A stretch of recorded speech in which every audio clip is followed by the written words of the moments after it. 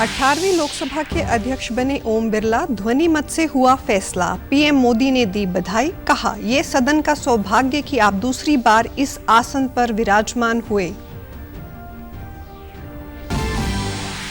मुख्यमंत्री नायब सिंह सैनी की अध्यक्षता में हुई हाई पावर्ड परचेज कमेटी की बैठक में 825 करोड़ रुपए के कार्यों को मंजूरी। कई रोड व पेयजल आपूर्ति की समस्या का होगा हल।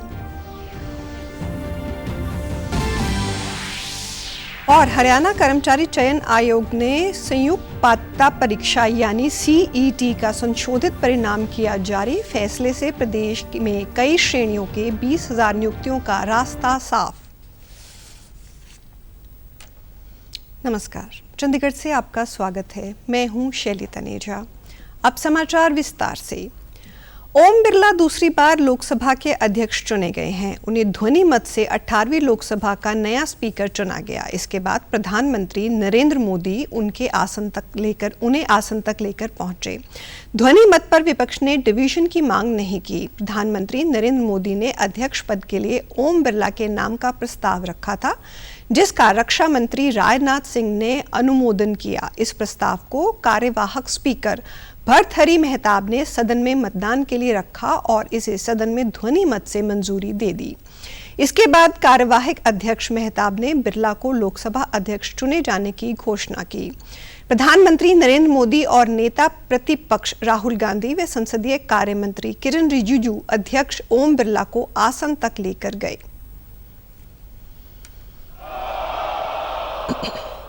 I think the ayes have it. The ayes have it. The motion is adopted. Shri Om Birla is declared elected as the Speaker of this House.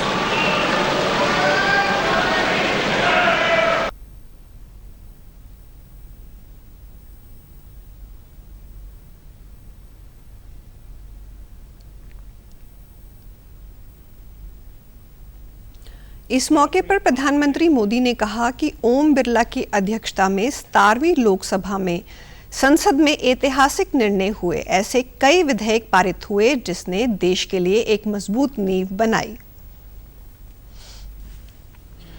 उसके विषय में लिखा जाएगा तो भारत के भविष्य को नई दिशा देने में आपकी अध्यक्षता वाली 17वीं लोकसभा की बहुत बड़ी भूमिका रही है। प्रधानमंत्री ने कहा कि हम सब चाहते हैं कि सदन में नियमों का पालन सभी करें। साथ ही साथ उन्होंने कहा कि ओम बिरला ने अध्यक्ष के तौर पर कड़े निर्णय लिए, इसके लिए वो अभिनंदन के अधिकारी हैं। आचरण सदन के नियमों का पालन हम सब करें और आपने बड़े सटीक तरीके से संतुलित करके और कभी कभी कठोरता के साथ भी फैसले लिए हैं। मैं जानता हूं कि ऐसे निर्णय आपको पीड़ा भी देते हैं, लेकिन सदन की गरिमा और व्यक्तिगत पीड़ा में आपने सदन की गरिमा को पसंद किया। हरियाणा के मुख्यमंत्री नायब सिंह सैनी की अध्यक्षता में कल शाम हुई high powered work purchase committee की बैठक में करीब 825 करोड़ रुपए के कार्यों को मंजूरी दी गई। इस दौरान अंबाला में 19 करोड़ रुपए से बनने वाले पुलिस कर्मचारियों के 96 मकानों के टेंडर को अंतिम मंजूरी दी गई। इसके साथ ही भिवानी जिले के खरखड़ी में महाराणा प्रताप हॉर्टिकल्चर यूनिवर्सिटी के रीजनल रिसर्च स्टेशन में 9 करोड़ 47 लाख और इसी यूनिवर्सिटी के करनाल सेंटर में निर्माण के लिए 358 करोड़ रुपए के निर्माण कार्यों, बिजली विभाग से ज्यादा क्षमता वाले कंडक्टर को बदलने के लिए 111 करोड़ रुपए, कुरुक्षेत्र के NLJP अस्पताल में 100 बेड का अतिरिक्त अस्पताल बनाने के लिए 32 करोड़ रुपए सहित कई सड़कें और रास्ते बनाने के लिए विभिन्न निर्माण कार्यों को मंजूरी दी गई। साथ ही फरीदाबाद के धौज गांव में सीवरेज निर्माण के लिए 19 करोड़ 32 लाख, कैथल के गांव ढांड में जलापूर्ति के लिए 28 करोड़ 60 लाख, रेवाड़ी में रेल लाइन के लिए 23 करोड़ पानीपत में 4 लेन के लिए 15 करोड़ 80 लाख और नारनौल ब्रांच से कृष्णावती नदी को रिचार्ज करने के लिए 41 करोड़ 50 लाख के कामों को मंजूरी दी गई। इस बैठक में कृषि मंत्री कंवरपाल गुर्जर, उद्योग मंत्री मूलचंद शर्मा, बिजली मंत्री रणजीत सिंह और पंचायत मंत्री महिपाल ढांडा के अलावा वरिष्ठ अधिकारी भी मौजूद थे। हरियाणा सरकार ने स्वतंत्रता सेनानियों, हिंदी आंदोलन 1957 के मातृभाषा सत्याग्रहियों और आपातकाल सत्याग्रहियों मासिक पेंशन में अभूतपूर्व वृद्धि की है। ये बढ़ी हुई पेंशन 1 जुलाई 2024 से लागू होगी। मुख्यमंत्री नायब सिंह सैनी ने कहा कि आपातकाल के दौरान जो जुल्म और ज्यादतियां हुई थी वो अभी तक भूले नहीं हैं। हरियाणा सरकार ने इन लोकतंत्र सेनानियों के सम्मान में कई योजनाएं शुरू की हैं। उन्होंने कहा कि हरियाणा राज्य शुभ ज्योत्सना पेंशन योजना के तहत 501 लोकतंत्र सेनानियों व उनकी विधवाओं को मासिक पेंशन दी जा रही है। उन्होंने कहा कि 1 जुलाई 2024 से उनकी मासिक पेंशन 10,000 रुपए से बढ़ाकर 20,000 रुपए कर दी है। इसके अतिरिक्त हरियाणा रोडवेज की सामान्य बसों में मुफ्त यात्रा तथा वॉल्वो बसों में 75% किराया माफ किया गया है। मुख्यमंत्री ने कहा कि स्वतंत्रता सेनानियों व उनके आश्रितों को भी जाने वाली सम्मान पेंशन की राशि 25,000 रुपए से बढ़ाकर 40,000 रुपए कर दी है। प्रदेश में कल 289 स्वतंत्रता सेनानियों व उनके आश्रितों को मासिक पेंशन दी जा रही है।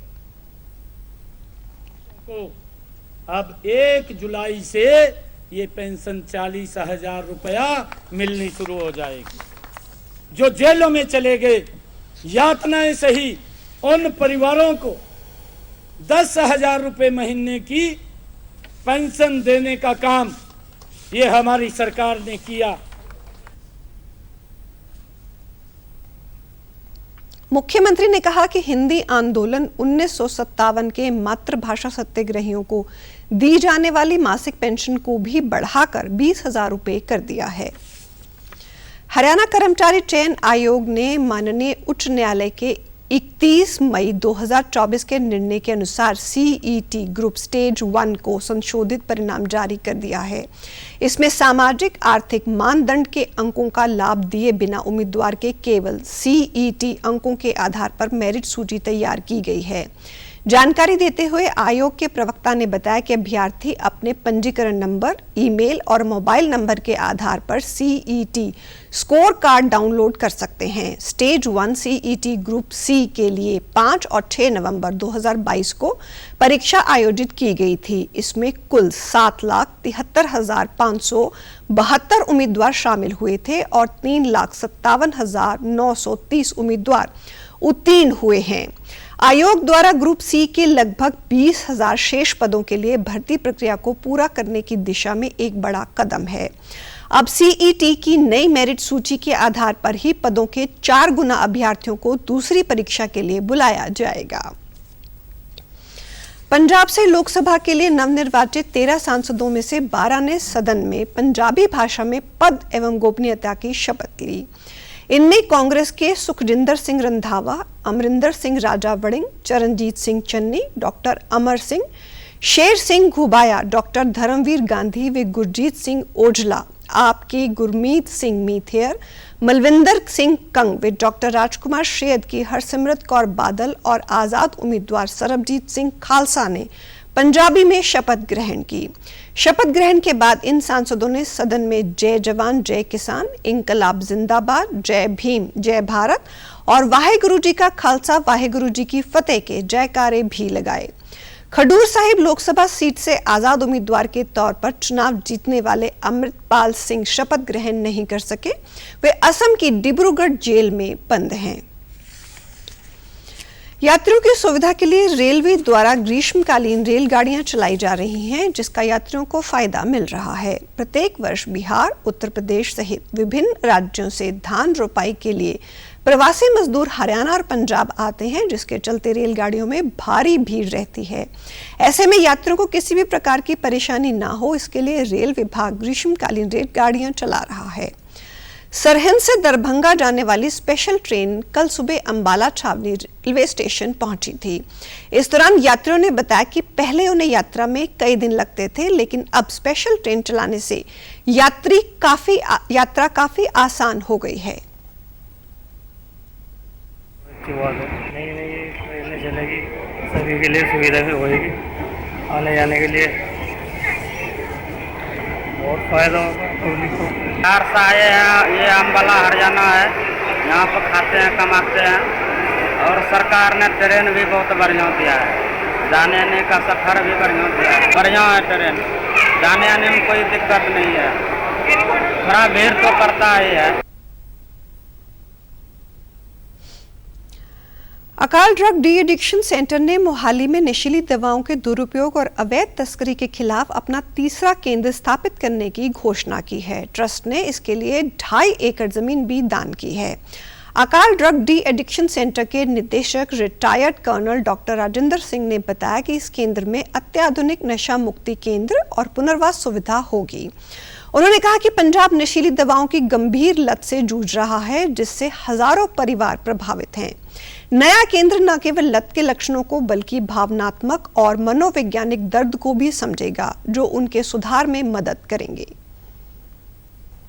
ਇਹਦੇ ਵਿੱਚ ਇਨਵੋਲਵ ਹੋਵੇ ਕਿਉਂਕਿ ਇਹ ਬੜਾ ਵੱਡਾ ਪ੍ਰੋਬਲਮ ਹੈ ਪੰਜਾਬ ਵਿੱਚ, ਹਿੰਦੁਸਤਾਨ 'ਚ, ਸਾਰੀ ਦੁਨੀਆ ਦੇ ਵਿੱਚ। तो जिन्ना भी योगदान आदमी कर सकता है, जिस तरह फॉर एग्जांपल तुसी आप कर सकते हो, अवेयरनेस कर सकते हो, तुसी उन्होंने दस सकते हो। जदों बंदा एडिक्ट बन गया उन्होंने ये दसना कि तेरा इलाज सिर्फ डी एडिक्शन सेंटर से शुरू होना, क्योंकि वो मानते नहीं हैं, उन्होंने रीइंफोर्स करना। और खासकर जदों कोई वो बंदा दसे जोड़ा कि ठीक हो गया डी एडिक्शन सेंटर चो, उसका ज़्यादा असर होता है। उन्होंने कहा कि हमारा लक्ष्य पंजाब में 1000 टूटे हुए घरों की मदद करना, आशा बहाल करना और नशीली दवाओं की लत से प्रभावित परिवारों को ठीक करना है। 29 जून से शुरू होने वाली अमरनाथ यात्रा को देखते हुए जम्मू कश्मीर पुलिस की सुरक्षा विंग ने जम्मू में अमरनाथ बेस कैंप के आसपास के इलाकों में सुरक्षा के पुख्ता इंतजाम किए हैं। इसके तहत सुरक्षा बलों ने जम्मू बेस कैंप में अमरनाथ यात्रा का ट्रायल रन आयोजित किया। इस मौके पर जम्मू संभागीय आयुक्त ADGP जम्मू सहित तमाम वरिष्ठ अधिकारी इस बेस कैंप में पहुंचे। यात्रा को देखते हुए 7 लगती सीमाओं के सभी इलाकों पर नाकाबंदी कर दी गई है। QRT को सक्रिय कर दिया गया। यात्रा को दुर्घटना मुक्त बनाने के लिए सभी तरह से सुरक्षा उपाय हो रहे हैं। बाबा बर्फानी की यात्रा 19 अगस्त को समाप्त होगी। अरेंजमेंट्स को भी पूरी तरह से उसकी भी तैयारियां की जा रही हैं और additional deployment specially along the national highway की जा रही है, जहां से Udhampur being on the Jammu Srinagar national highway, तो यहाँ पे सभी सिक्योरिटी अरेंजमेंट्स को ज़्यादा ध्यान दिया जा रहा है और जितने भी यात्री आएंगे उनके लिए एक सेफ और सिक्योर मूवमेंट हो, इसी के लिए हम लोग सारी हमारी टीम तैयार है और सभी अरेंजमेंट्स किए जा रहे हैं। अंतर्राष्ट्रीय नशा निरोधक दिवस के उपलक्ष्य में आज जगह जगह जागरूकता कार्यक्रम करवाए गए। इस मौके पर पंजाब के DGP गौरव यादव ने कहा कि पंजाब में बढ़ रहे नशीली दवाओं के प्रयोग और अवैध तस्करी के खिलाफ गंभीरता से काम कर रही है। लोगों को जागरूक करने के साथ ही तस्करों पर भी कार्रवाई जारी है। उन्होंने कहा कि आज पंजाब पुलिस की ओर से 10 जगहों पर पकड़ी गई ड्रग को नष्ट किया गया है। इसमें 83 किलो हेरोइन, 50 किलो अफीम, 4.5 लाख नशीली गोलियां नष्ट की जा रही हैं। के नाल ਜਿਹੜੇ ਸੀਜ਼ਡ ਡਰੱਗਸ ਹੈਗੇ ਉਹਨਾਂ ਨੂੰ ਡਿਸਪੋਜ਼ ਕੀਤਾ ਜਾ ਰਿਹਾ ਹੈ। ਅੱਜ 83 ਕਿਲੋ ਹੈਰੋਇਨ, 3557 ਕਿਲੋ ਅਫੀਮ ਅਤੇ 4.5 ਲੱਖ ਕੈਪਸੂਲ ਤੇ ਗੋਲੀਆਂ ਡਿਸਪੋਜ਼ ਆਫ ਕੀਤੀ ਜਾਣਗੀ। ਇਹ ਡਰੱਗਸ ਦੇ ਖਿਲਾਫ ਲੜਾਈ ਦੇ ਵਿੱਚ ਇੱਕ ਟਰਾਂਸਪੇਰੈਂਟ ਵਰਕਿੰਗ ਹੈਗੀ। पिछले दिनों पंजाब के मुख्यमंत्री सरदार भगवंत मान ने हाई लेवल रिव्यू मीटिंग करके उन्होंने कहा कि सरकार के निर्देशों पर नशा तस्करों की संपत्ति पर भी कार्रवाई जारी है। उधर अंतर्राष्ट्रीय नशा निरोधक दिवस के उपलक्ष्य में आज न्यू चंडीगढ़ के मल्टीपर्पज हॉल में एक कार्यक्रम का आयोजन किया गया। इस मौके पर प्रशासक के सलाहकार राजीव वर्मा ने कहा कि किसी भी समाज में युवाओं की भागीदारी अहम होती है, इसलिए युवाओं को समाज को नशा मुक्त रखने के लिए आगे आना चाहिए और अपने आसपास के लोगों को भी जागरूक करना चाहिए। और आप हमारे समाचार YouTube channel DD news Chandigarh, Facebook DD news Chandigarh और social media X DD news CHT पर भी देख सकते हैं। इसी के साथ चंडीगढ़ से समाचारों का सिलसिला समाप्त होता है। नमस्कार।